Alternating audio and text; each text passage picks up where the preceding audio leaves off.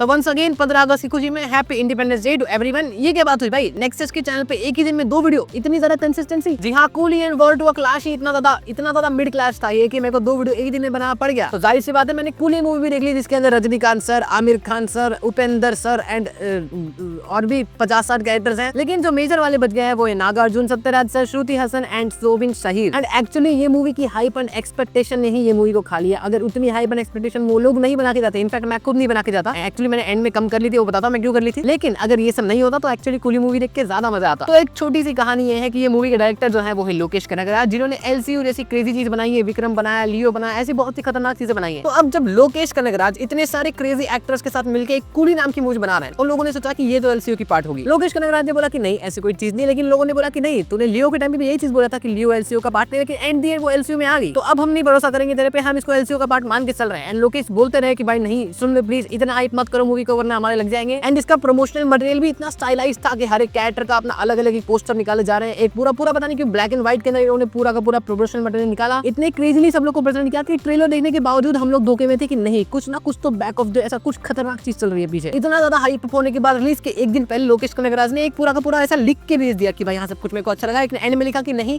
ये एलसीयू का पार्ट नहीं है, ये एक स्टैंड अलोन मूवी होने वाली है। तो उसके बाद आई लोड माय एक्सपेक्टेशन एंड उसके बाद मैंने मूवी देखी एंड हाँ, ये एलसीयू का पार्ट नहीं है। तो आप में से जो भी लोग अब तक मूवी नहीं देखी है, एलसीयू का पार्ट समझ के जाने वाले हो तो बहुत हाइप हो जाएगी भाई, थोड़ा कम कर लो वरना फिर मूवी पसंद नहीं आएगी। तो मूवी की स्टोरी काफी सिंपल सी है एक्चुअली में देखा जाए, ज्यादा कोई लेयर्स नहीं मूवी के अंदर, लेकिन जिस तरीके से प्रेजेंट किया गया है ऐसा लगता है कि बहुत लेयर्स है, लेकिन एक्चुअली में है नहीं। लेकिन कुछ चीजें ऐसी है जो एंड तक समझ नहीं आती। तो एक्चुअली हुआ क्या, अगर तुम लोगों ने विक्रम देखी होगी तो विक्रम और जो कूली है ये काफी पैरेलल्स ड्रॉ करते हैं एक दूसरे के बीच में। वही सेम तरीके से एक ओल्ड एज कैरेक्टर लेकिन अभी भी काफी सैवेज, अभी भी कुत्तों की तरह बात सकता है तुमको। किसी एक मेजर कैरेक्टर का मर्डर है, उसके बाद इन्वेस्टिगेशन, एक थोड़ा पागल इंसान की बंदा जो तुम्हारे साथ कुछ भी कर सकता है, तुम्हारी फैमिली के पीछे आ सकता है, उसके बाद एक मेजर फाइट सीक्वेंस एंड सब कुछ खत्म होने के बाद एक काफी क्रेजी सा कैमियो जो कि काफी बड़े गैंगस्टर का होगा। ये जो तुम लोग को विक्रम की स्टोरी लग रही है ये एक्चुअली में कूली की है। तो हाँ, कूली मूवी की स्टोरी एक्चुअली इतनी ही बेसिक है, उसके अंदर बस चीजों को थोड़ा कॉम्प्लिकेट करके दिखाने की कोशिश करिए। जैसे विक्रम के अंदर चीजें एक के बाद एक अनफोल्ड होती है, वैसे यहाँ पे भी करने की कोशिश करिए, लेकिन यहाँ पे इतना सब्सटेंस नहीं था, इतनी ज्यादा स्टोरी के अंदर डेप्थ नहीं थी, इतना ग्रेटर स्टोरी नहीं दिखी थी किसी ने कि उसको इस तरीके से रिवील किया जा सके। एंड मूवी के अंदर इतना सब्सटेंस ना होने के बावजूद उसको इतना कॉम्प्लिकेटेड करके दिखाने की जो कोशिश करी थी, उसकी वजह से थोड़ी मूवी लैग कर जाती है, बिकॉज कुछ चीजें एक्चुअली में ना समझ नहीं आ रही, जबकि वो काफी सिंपल सी हो सकती थी। जैसे कि पर्सनली मुझे अब तक एक बार मूवी मैंने देखी एंड अब तक मेरे को समझ नहीं आया कि सोबिन शहीद का जो कैरेक्टर था उसको पेपर सब क्या करना था, उसको तो बस पैसे चाहिए थे, तो वो पेपर के पीछे क्यों पड़ा हुआ था, ये चीज मेरे को अब तक समझ नहीं आई। तो हाँ, मूवी को थोड़ा कॉम्प्लिकेटेड करके दिखाया गया, तो मूवी देखते समय पूरा का पूरा ध्यान मूवी के अंदर रखना। अगर तुमने थोड़ा भी यहाँ वहाँ किया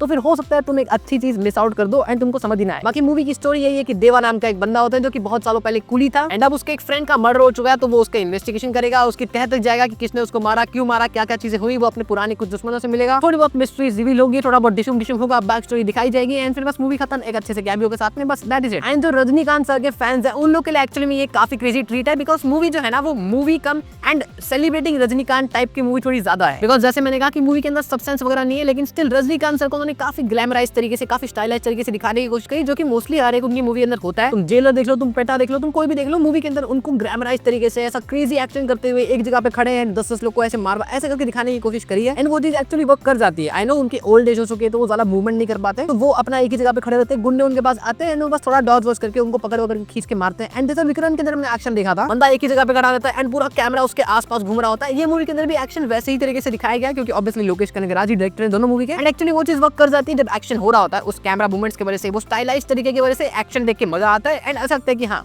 ऐसा फील नहीं होता कि हाँ रजनीकांत सर इतने होल्ड हैं फिर भी एक्शन कर पा रहे हैं, बिकॉज वो उन्होंने कटवट मार के छुपाने की कोशिश करी एंड वो अच्छा लग रहा है। लेकिन एक यही प्रॉब्लम आ जाती है मूवी के अंदर कि रजनीकांत सर को उन्होंने जितना ध्यान दिया है, जितना उनके कैरेक्टर को एकदम कूल बनाने की कोशिश करी है, तो वहीं पे बाकी के जितने कैरेक्टर्स हैं उन लोग को इतना भाव नहीं दिया गया। हर एक कैरेक्टर को एक ऑरा फार्मिंग का मूवमेंट तो दिया गया, उनकी एंट्री जो काफी बवाल करी गई है। आमिर खान की एंट्री काफी क्रेजी थी, नागार्जुन की एंट्री पे हम थोड़ी देर आगे बात करते हैं, सोबिन की एंट्री काफी अच्छी थी। ऐसे लोगों की एंट्रीज तो अच्छी कराई इन्होंने काफी ऑरा फार्मिंग तरीके से, लेकिन उनको इतने तरीके से यूटिलाइज नहीं किया गया। एंड नागार्जुन सर को तो इन्होंने एंट्री भी अच्छी नहीं दी एंड यूटिलाइज भी नहीं किया। यू नो नागार्जुन की एंट्री कैसे होती है, तुम्हारे पास इतना खतरनाक कैरेक्टर, इतना क्रेजी बंदा है, उसको इतना इन्होंने ऐसा बिग बैड की तरह दिखाया कि साइमन इज क्रेजी। भाई साइमन तो कुछ क्रेजी आदमी है, वो तो कुछ खतरनाक कर देगा, उसकी एंट्री उतनी ही घटिया है। लिटरली किसी मैनेजर को कैसे दिखाता है मूवी के अंदर कि हाँ ये बंदा चल के जा रहा है, ये उसका आदमी है, इसका आदमी, ऐसे ही साइमन को भी दिखा देते हैं एक बार को। थोड़ा बहुत कोशिश करते हैं कि उसके ऐसे पीछे से शॉट्स लेके उसको थोड़ा सस्पेंस दिया जाए, लेकिन उसके नेक्स्ट मोमेंट पे उसको ऐसे दिखा देते जैसे वो उधर का लेबर है, वो वहाँ का, वो उधर झाड़ू मारता है उधर पे। लिटरली ट्रेलर के अंदर हम ये जो व्हाइट सूट वाला हम लोग सीन देख रहे हैं, हमको लगता है कि इस मूवमेंट पे इसकी एंट्री होगी, नहीं ये तो बाद में आता है, पहले दिखाया इसको। एंड चलो एंट्री अच्छी नहीं थी, नागार्जुन के कैरेक्टर को यूज तो करो, जैसे उसको यूज भी अच्छे से नहीं किया, उसके कैरेक्टर को बस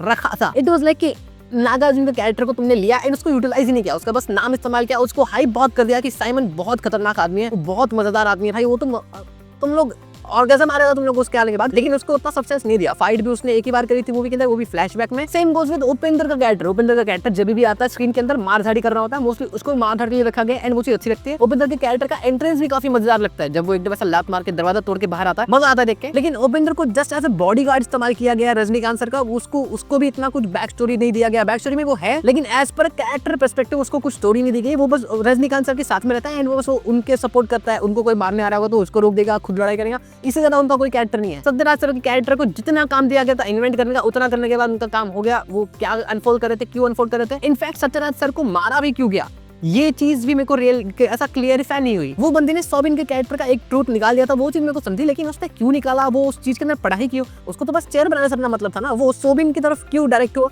ये चीज का कहीं क्लियरिफिकेशन नहीं है। श्रुति हसन का कैरेक्टर बस एक लड़की है जो अपने आप को बचाने की कोशिश कर रही है and that's it. And Aamir Khan बस लास्ट में कैमियो तरह काम आता है, उनकी एंट्री काफी अच्छी थी, लेकिन वो जो चीजें करते हैं वो इतनी मजेदार नहीं थी, लेकिन ठीक है एक कैमियो के हिसाब से वो चीज अच्छी थी। मूवी की सिनेमेटोग्राफी भी एक्चुअली काफी अच्छी है। लोकेश कनगराज की जो प्रीवियस मूवीज है सेम टू सेम उसको ही मैच करती है एंड वो कलर ग्रेडिंग, वो सिनेमेटोग्राफी, वो कैमरा एंगल्स, वो सब चीजें देख के मजा आता है। एंड मूवी के अंदर एक्चुअली में देखा जाए तो एक्शन ही है जो ग्लैमराइज करके दिखाया गया है, लेकिन क्योंकि मूवी नियरली 3 घंटे की है तो यहाँ पे भी थोड़ा बहुत वो स्लो पेसिंग एंड लंबी फीलिंग आ जाती है कि मूवी में इतना स्ट्रेच क्यों है, ये सेकंड हाफ के अंदर ये क्यों हो रहा है, ये औरत इसकी बीवी कैसे बन गई, ये इसका बेटा, ये बेटा कहाँ से आया इसका। तो ऐसे भी बहुत से सिनेरियो आ रहे थे दिमाग के सामने, लेकिन ये सब चीजों को भी बचा लेता है अनिरुद्ध का बैकग्राउंड म्यूजिक। उसका बीजीएम काफी खतरनाक है, मूवी में बैकग्राउंड म्यूजिक काफी अच्छे तरीके से यूज किया गया है। ऑल्दो पावर हाउस वर्ड क्यों यूज किया मेरे को समझा नहीं गया, उसका इतना कुछ सिग्निफिकेंट रोल नहीं था। आई थॉट वो कुछ एक मिस्ट्री रिवील करेगा बड़ी सी, लेकिन उतना मिस्ट्री कुछ रिवील नहीं होता है, वो तो कुछ रिवील ही नहीं होता है। लेकिन ठीक है बैकग्राउंड म्यूजिक एंड म्यूजिक वगैरह मजा आता है। सबसे ज्यादा मजा आता है भाई मोनिका गाने के टाइम पे, जब मोनिका गाना आता है थोड़ा सा मिस्क बेस फील हुआ हो, लेकिन जब वो स्टार्ट होता है एकदम खतरनाक मजा आया मोनिका सॉन्ग में। Obviously we all know the reason, Monica song हम लोग को पसंद आया है सोबिन की वजह से। ये सोबिन का कैरेक्टर मोनिका सॉन्ग के अंदर काफी खतरनाक था, पूजा एंड सेकेंडरी लग रही थी। सोबिन ने जो डांस दिखाया है खतरनाक था एंड ये ऐसा सोबिन के कैरेक्टर को मैंने अब तक छोड़ रखा था, क्योंकि उसके कैरेक्टर को एक्चुअली में एक स्टोरी डेप्थ वगैरह देने की कोशिश करी है, जो कि काम करता है, मजा आता है उस कैरेक्टर को देख के। इनफैक्ट नागार्जुन से ज्यादा मजा आता है सोबिन को देखने में, जस्ट बिकॉज सोबिन के कैरेक्टर का अच्छा खासा लंबा डेप्थ दिया गया है, वो एंड तक रहता है, टिका हुआ रहता है एकदम क्रीज के ऊपर कि लड़ूंगा भाई मैं। सोबिन को मैंने पहली बार मंजुमल बॉयज में देखा था, वहां पे काफी ज्यादा इनोसेंट प्ले किया था उसने, यहाँ पे टोटल अपोजिट एकदम हरामी प्ले किया उसने। लेकिन हाँ पूजा हेगड़े के कैरेक्टर का हम मिस आउट नहीं कर सकते, मोनिका सॉन्ग में अच्छी तो लग रही थी वो भाभी है तुम्हारी। तो यस वॉर 2 की तरह ही यहाँ पे भी मूवी के अंदर नेगेटिव चीजें ज्यादा है, लेकिन वॉर 2 से ज्यादा बेटर लगी मेरे को कूली। एंड प्लस यहाँ पे लोकेश कनगराज का जो डायरेक्शन है वो चीज भी काफी अच्छी है। रजनीकांत सर को जिस तरीके से दिखाया है, एक्शन वो सब चीजें देख के मजा आता है। तो यस थोड़े बहुत फ्लॉज के साथ में कूली मूवी एक्चुअली एक अच्छी मूवी है, बहुत ज्यादा क्रेजी नहीं है, एक्सपेक्टेशन इतने हाई मत कर लेना। लेकिन यस अगर तुम एक मूवी देखना चाहते हो थोड़ी बहुत अच्छी सी, तो तुम ट्राई तो कूली मजा आएगा। तो बस that was it, coolie movie का रिव्यू यही था। अगर तुम लोग को पसंद आया हो तो फिर लाइक शेयर सब्सक्राइब कर देना। मैं मिलता हूं तुमसे नेक्स्ट वीडियो के अंदर। Until next time.